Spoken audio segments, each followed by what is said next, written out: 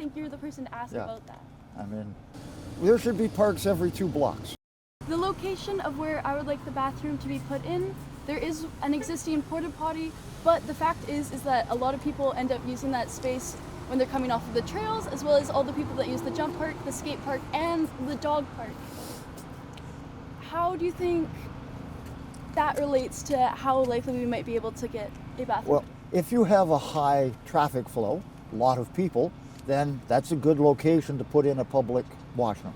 A spot where everyone is traversing that particular area, either to go to and from specific venues or locations, that's what you want. That's where you actually want to put the facility, right? Is a high usage area, because more people will then be able to access it.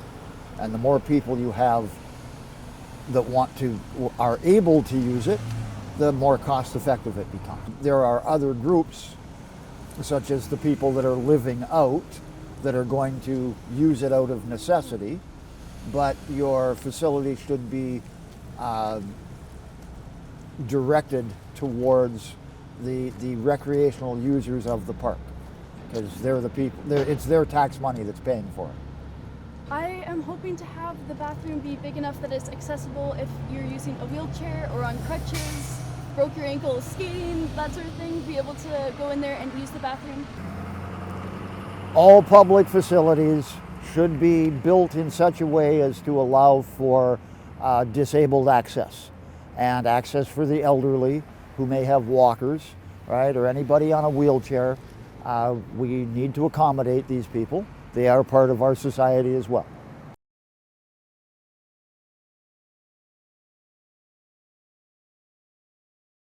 I am finding a lot of hand sanitizer, which is obviously good and should continue to be refilled even after all of this is done.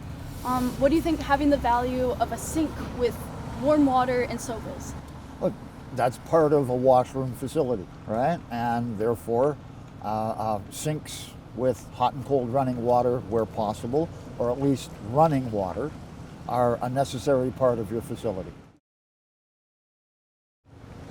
Do you think that having more access to hot water and soap could help get us out of this pandemic quicker? No. Okay. No. Okay. The pandemic is a pandemic. The disease, the virus will eventually drop off a bit, but unfortunately, the COVID viruses, we're with them. They're with us forever. Right? That's evolution in action. Are you talking about the different variants that are coming out? The basic COVID strain, right, as a virus, is with the human race forever from now on. Right? It's an evolved virus. It'll change.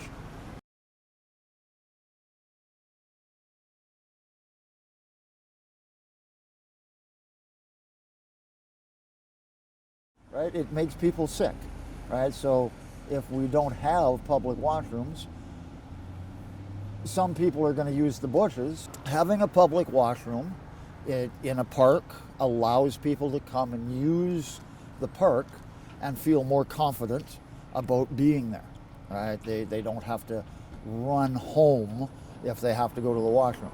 So it allows more people to enjoy a particular venue for longer, right? And that's what we want, right? That's why you have a park, is so people can go there and enjoy. Do you believe that having water fountains around is something that the valley would benefit from? I think having water fountains around town would be somewhat problematic with COVID, but if COVID didn't exist, it would be pretty cool. I mean, I could drink water, and I could drink water, and I could walk around and then find a spot where I could drink water. Do you think that there should be more taps than water fountains, maybe? Taps would be better, especially in the summertime when I had my big old water bottle with me and I needed to fill it up. I had to go to washrooms to fill it up, and there wouldn't be any after 7. So I'd have to just not drink water. Whatever you build is going to become a focal point in the park where you put it, right? Because people are going to come there. So you might as well combine as many things as you can at that central location. It makes it easier to service and makes it easier for the services to be used.